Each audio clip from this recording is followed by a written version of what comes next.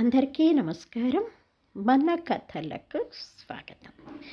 పెళ్లి భోజనాలు అయిన తర్వాత అదే పెళ్లి పందిట్లో సరదాగా ఎంతో సంతోషంగా ఆటపాటలతోటి ఒకళ్ళకొకళ్ళు చతురోక్తులతోటి సరదాగా మాట మంతి కార్యక్రమం కూడా ఆ పెళ్లి పందిట్లోనే జరిపించారు. ఎందుకంటే రమేష్ స్వయంగా అనిరుద్ధికి ఫ్రెండ్ కాబట్టి ఇక్కడే చెయ్యండి అని చెప్పి అనటంతోటి సరదాగా అక్కడే చేసేసారనమాట. ఇంకా పెట్లు పోతలు, కట్న కానుకలు, ఎంగేజ్మెంట్ ఎక్కడ చేయాలి, పెళ్ళి ఎక్కడ చేయాలి, తర్వాత హల్దీ ఫంక్షన్ ఎలా చేయాలి, ఇంకా మొత్తం పెళ్ళికి సంబంధించిన ముచ్చట్లన్నీ కూడా సంతోషంగా అదే పెళ్ళిలో వీళ్ళు చక్కగా మాట్లాడేసుకున్నారు.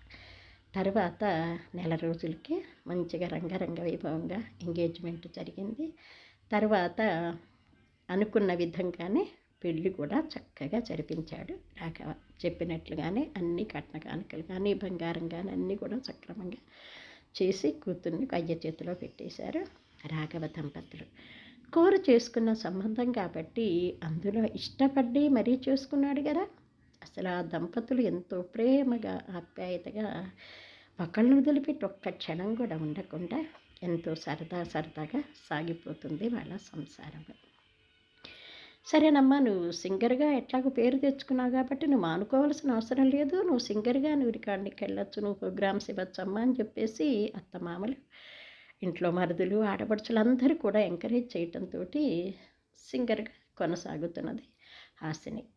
ఆడపడుచులు ఊళ్ళోనే కావటం వల్ల మాటికి వస్తుంటూ వెళ్తూ ఉండేవాళ్ళు. సరదాగానే ఉండేది. మరుదులు కూడా వదిన అంటూ ఎంతో ఆప్యాయతగా ఉండేవాళ్ళు హాసినితోటి. సంతోషంగా సరదాగా సాగుతున్నది. అప్పుడప్పుడు వెళ్ళొచ్చేది పుట్టింటికి, కానీ ఎక్కువగా మాత్రం వెళ్ళేది కాదు. భార్యాభర్త ఇద్దరు వెళ్ళటం, పొద్దున వెళ్ళటం, సాయంత్రానికి రావటమే తప్ప ఒక్కరోజు కూడా పుట్టింట్లో ఆమె ఉండలేదు. ఆయన ఏమైనా అనుకుంటారమ్మా, వెళ్ళిపోవాలి, మా అత్తమామలు ఏమైనా అంటారు అనుకుంటూ వెళ్ళిపోతూనే ఉండేది హాసిని. నీ దుంపదే కదా, ఒక్క రోజున ఉండొచ్చు కదా అని తెలియదండి. ఎంత చెప్పినా సరే ఉండేది కాదనమాట.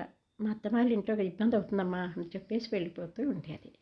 పోనీలే, ఎక్కడో అక్కడ సంతోషంగా ఉంటే చాలని చెప్పేసి రాఘవ దంపతులు అనుకుంటుండేవాళ్ళు. ఎంతో సరదాగా సంతోషంగా సాగుతున్నది సంసారము.